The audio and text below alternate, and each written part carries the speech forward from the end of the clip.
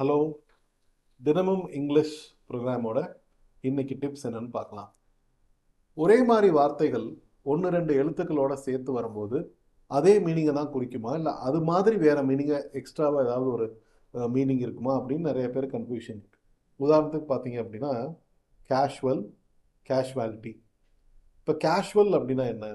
Casual அப்படின்னா நம்ம ஒரு ரொம்ப சீரியஸான விஷயம் கிடையாது, ஒரு ஜாலியாக கேஷுவல் வேரில் வாங்க, டிஷர்ட் ஜீன்ஸ் வேர் பண்ணிட்டு வாங்க அப்படின்னு சொல்லுவாங்க, கேஷுவல் வேர். அதுவே கேஷுவாலிட்டி அப்படின்னு பார்க்குறப்ப ஏதோ கேஷுவலுக்கு சம்மந்தப்பட்ட மாதிரியான ஒரு வார்த்தையாக இருக்கே, ஸோ இதுவும் ஒரு கேஷுவலான மீனிங்கை தான் குறிக்குமோ அப்படின்னு நினச்சிங்கன்னா கிடையாது. கேஷுவாலிட்டிங்கிறது எங்கே பார்த்துருக்கீங்க? கரெக்டு, ஹாஸ்பிட்டலில் பார்த்துருக்கீங்க. ஹாஸ்பிட்டலில் கேஷுவாலிட்டி வார்டுன்னு போட்டிருப்பான்.